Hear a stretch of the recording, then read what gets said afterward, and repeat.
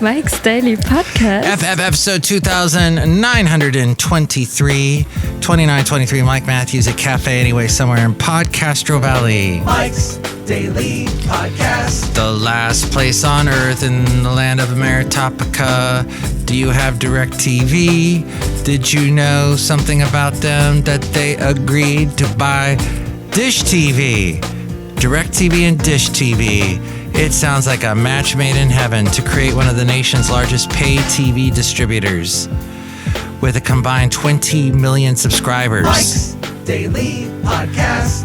Netflix and Amazon changed TV, and now you've got DirecTV buying Dish TV. Daily So, Podcast. what does that mean? Yeah. Now, they already had something where they stopped carrying, was it Disney Plus? They stopped carrying something like ESPN because they got into a fight with Disney. Anyway, Café Anyway, does that have anything to do with CNN? Well, CNN is one of the most popular news websites in the world, and it is starting to ask some of its visitors to pay $4 a month for access. The news organization is laying the first bricks in a so-called paywall that should, over time, help foot the bill for CNN's journalism around the world. I'm finding a lot of podcasters are paywalling it up big time, paywalling everything. Hey, you want to send me an email? Well, just go to Patreon or GoFundMe or one of those websites, and you can email me, but it costs like $10. What? Why are you being so? Oh, gotta make money. If you want access, you got to pay money. All I want to do is send you an email and ask you a question. It's so funny because you got some of these YouTubers that you can comment below on one of their videos, maybe ask them a question. One or two have actually responded, and they're really cool people, and I support their channels. The ones that are snobby and hoity-toity, I just dump them. And here's today's podcast picture. Unsubscribe. You're out of here. For all you people so into baseball and MLB and whatnot. So that's what they're doing at CNN. I don't know if you're a big fan of CNN. There were a lot of people on the right that weren't big fans of CNN after the presidential debate the only one between Kamala and Trump, where Trump was, it was obvious, it was 3 against 1. The late great Basil the Boxer, oh wow, maybe he would have agreed to that, but he was he at this particular place in the podcast picture? I think he was. Yeah, we used to go down to the San Leandro Marina all the time, and it looks awful now. It is completely abandoned. All the boats are out, and there's just all these empty docks. And these docks are, some of the wood's been torn up, ripped out. Anything that was copper and anything to do with copper around the marina has been ripped out.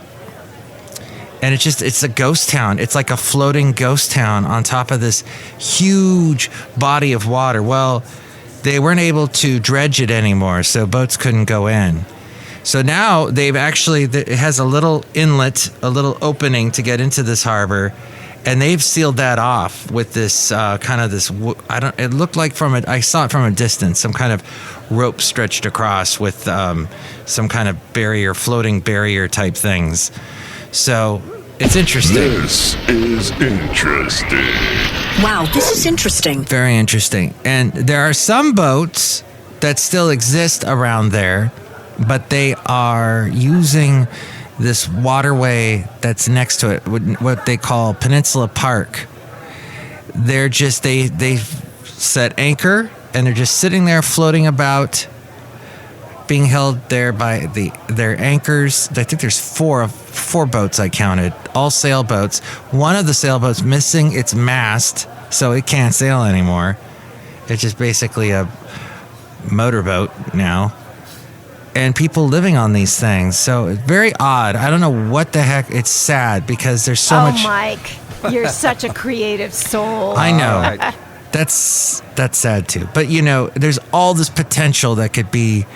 And it's weird because in the San Leandro Marina, there's still Horatio's, very nice restaurant. It's still operating. When I was there on Monday, I saw a bunch of people inside. And then there's a hotel, the Marina Hotel, that looks like it's hanging in there. It doesn't look decrepit yet. Looks like they just put in a new paint job on it. And then across the way, but in the same vicinity, is El Torito. That's been there for a long time, and that looks good, and people were parked there. But it always had a seedy element, the San Leandro Marina. I've always loved it. When I'd come up to the Bay Area when I lived down in Ventura, I would love to go there because you got such nice views of San Francisco and across the bay. Yeah. It's lovely. Very lovely. I actually once sat in the parking lot, which I probably shouldn't have done because the parking lot's very seedy. And this was at night, so ultra seedy. And there was, I had a keyboard, an actual small keyboard, piano keyboard. And I wrote a song while I was sitting there I forget what it was, but I sat there in the parking lot and wrote a song. I was inspired. I did that a couple of times, but I don't write stuff anymore. That's also sad. And if you own Bitcoin, this might be sad for you. The cryptocurrency market witnessed a massive wipeout of nearly $248 million in just 4 hours, coinciding with Iran's attack on Israel. Right? God. Unbelievable, sad that the long positions were the most affected as they accounted for most of the liquidations, with $221 million liquidated as opposed to the $18 million from short positions, if that makes any sense to you. Digital coin, Bitcoin failed as digital coin during this crisis, which was the big takeaway. It's often referred to as digital gold and a safe haven in times of crisis. That's what people use with gold. They buy gold as it is. It usually goes up in prices. Anyway. As we go outside of Café Anyway, somewhere in PodCastro Valley, where we bring you Mike's Daily Podcast, somewhere in PodCastro Valley, the last place on earth, land of Rootabega. What? Something. That might have been a bit of gibberish. I apologize. But yeah, when things go sideways, go nuts, go crazy, go nuts, well, people buy gold, or gold. The price of gold goes up. Well, Bitcoin, they thought was digital gold. It is not. It did not prove worthy of this title, according to the people there at Cryptopolitan. Pretty interesting. Cryptopolitan, that is pretty interesting. Somebody from a crypto analyst said, we're a global reserve of value like digital gold that you want to hold in uncertain times. Bitcoin during World War III, it says dumps. Wow, yeah, and it made a big line down into the chowder bowl. Cochran's comments, this was from the analyst, Adam Cochran, a Bitcoin analyst, show how the market seems to have been caught off guard as Bitcoin behaved poorly in the recent geopolitical rift, despite its positioning as a stable asset in crises. And then you probably watched no, you didn't? Okay, maybe not as many people watched people generally don't watch the vice presidential debate as much as... And the Oscar goes to... the Academy Awards. No, I mean as much as the presidential debate, well... The fact that they were correcting everything and not correcting with her. When you look at the fact that they were correcting me on everything and not correcting her, it can mean only one of two things. Either they were biased against me, or I was just saying insane things that were wrong. Oh, God. Oh, is that it? Oh, no. Oh, did I say more factually untrue things? Oh, I owe a lot of people a lot of apologies. The first question of the debate was about the Middle East in light of the Iranian missile attack on Israel. Both men were asked whether they would support a preemptive Israeli strike on Iran. Waltz appeared to stumble over his words at first, as he affirmed Democrats' standard line on Israel that they support the Jewish state's right to defend itself while acknowledging the humanitarian suffering in Gaza. At one point, Waltz declared that the expansion of Israel and its proxies is an absolute fundamental necessity of the United States, seemingly confusing Israel with Iran. Revenge is a dish best served cold. You think about that. Oh, boy. There's a lot of that going on. A country whose proxies include Hamas and Hezbollah, Iran is. Waltz then pivoted to attacking Trump, saying that a nearly 80-year-old Donald Trump talking about crowd sizes is not what we need in this moment. He did not directly address the question about an Israeli strike. Vance, on the other hand, with his biography, started with his biography. I recognize a lot of Americans don't know who either of us are. The Ohio senator later addressed the question by saying that he would support an Israeli strike if that's what Israel decided to do, saying the country should do, quote, what they think they need to do to keep their country safe. He also argued that Trump kept the world safe by establishing effective deterrence and that people were afraid of stepping out of line. That all from the people there at insider.com. But you perhaps have your own opinion about it. Maybe you weren't even watching it. Maybe you were watching Amazon Prime Video, because they are in talks with veteran anchor Brian Williams. And speaking of the election night coming up soon, they want him to host a live election night special on Amazon Prime Video, which would be interesting because they're not really known for their live stuff. I can't even think of their live. I think they've done some sports live. And this will be their first entry into news-related programming. Mike, you want to join in on this conversation? Okay, what are we talking about? Let's talk about. I want to talk about me, the late Toby Keith. Canned Shirley.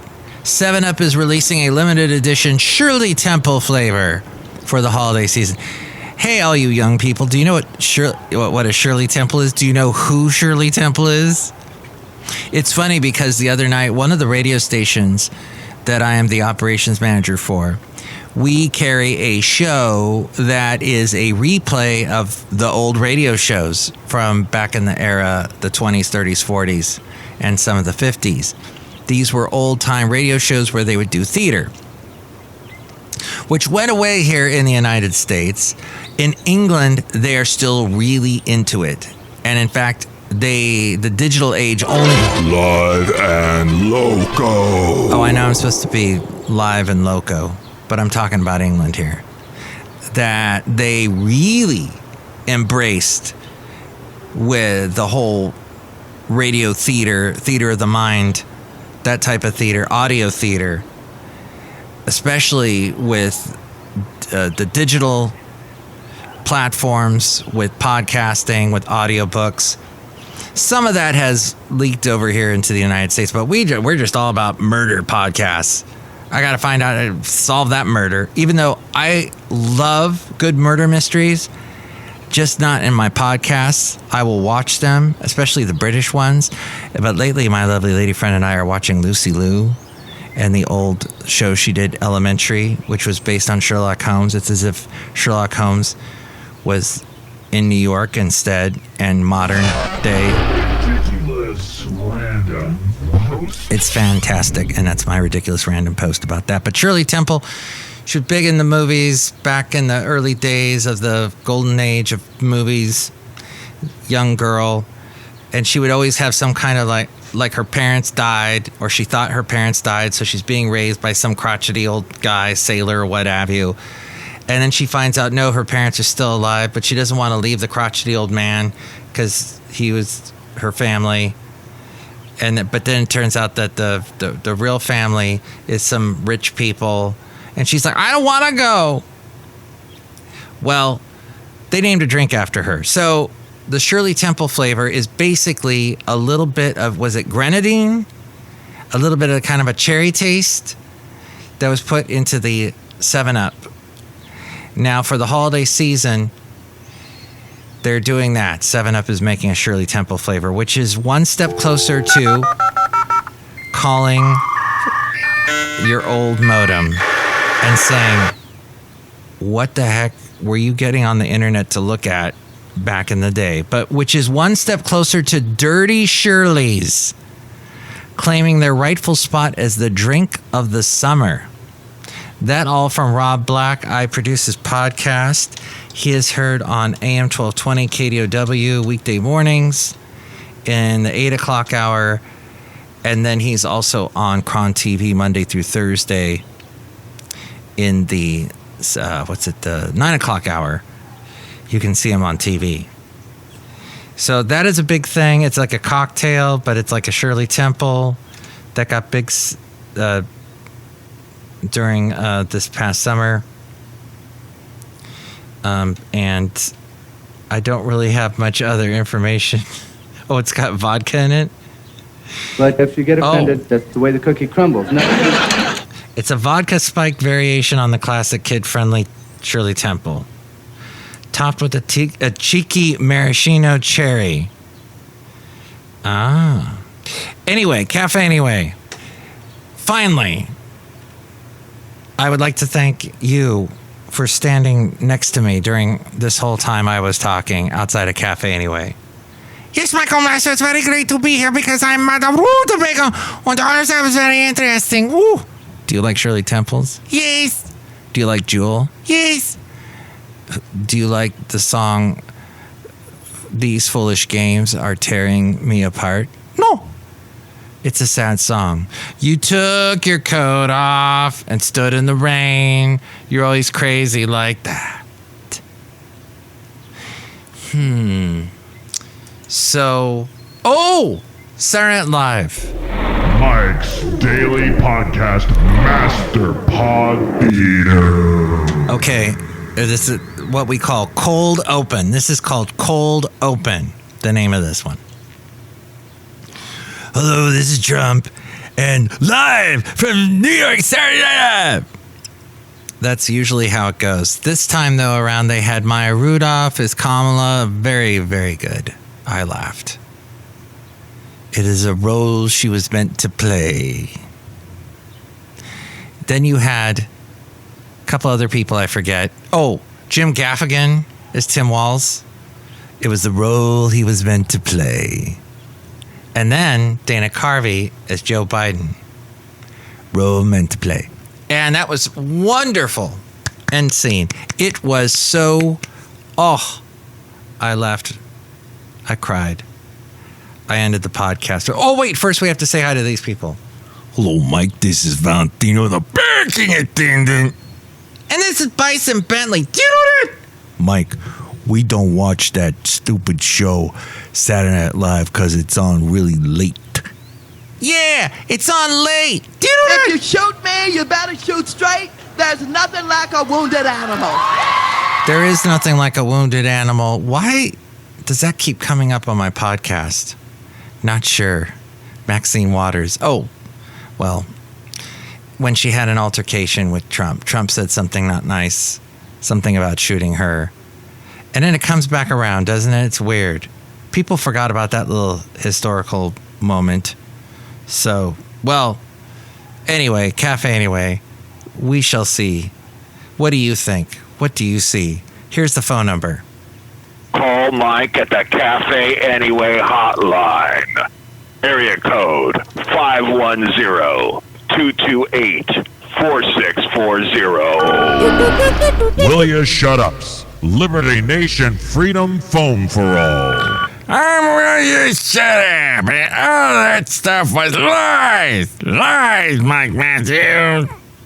Because I will you shut it. Valentino, do you know that guy? I don't know that guy, damn Mike. He's kind of strange. Mike ripped someone a new one. Yeah, he's a freak. Do you know that? Well, no, we don't know. Maybe he's a nice guy. All right, this is the end of the podcast right here. There's something that I missed that was so utterly important. We'll have to get back to it on the next podcast. Fair and unbalanced. Yeah, okay. Sometimes this podcast does do that, get a little fair and unbalanced. But, you know, what I was saying was that there is a recent review that came out that said that there is a link between alcohol consumption and cancer. Yes, I know you didn't want to hear that, but that's something that's out there. And the summary, to sum it all up, I watched this I'm subscribed to the KPIX channel. I'll watch some of the stuff that they post here in the Bay Area. I think it was some local university that came up with that study and that assertion. But I think that we probably all need to just do stuff in moderation. I forget what exactly they say, the amount of alcohol, glasses of beer or wine to drink, or harder stuff per week. I think it comes out to less than 4 a day, but it just goes to show that, I've always said about alcohol to please keep it in moderation. You hear that all the time. It's a big cliche, but it does turn to sugar. A lot of things turn to sugar, but there's something about it. And then now this on top of it, it can cause certain types of cancer. So, and I think one of them was esophageal, which it makes sense that a lot of very famous type celebrities, Richard Dawson died of that, and others from like the era that I grew up in, or, when I was just a kid, my big fans that my parents were big fans of, big stars that my parents were big fans of, passed away from cancers like that because they were partying it up, those celebrities. So something to consider and to think and to set you off on. Perhaps watch out is all I'm saying. And you'll also save money in the process. That's what my dad discovered when he stopped drinking. He was like, wow, I saved a lot of money. And he definitely stopped smoking because he didn't like the fact that cigarette prices had gone up so high. So with that little bit, let me just put this little thing in here and just say, We are the knights who say, Nee. And if you want to find out all things having to do with Mike's Daily Podcast, let's go to the mainframe and hear from A-Frame. Thanks for listening. Mike's Daily Podcast is written and produced and performed by Mike Matthews. His podcast is super easy to find. Download or listen to his show and read his blog at mikesdailypodcast.com. Email Mike now at mikesdailypodcast@gmail.com. See you tomorrow. Bye.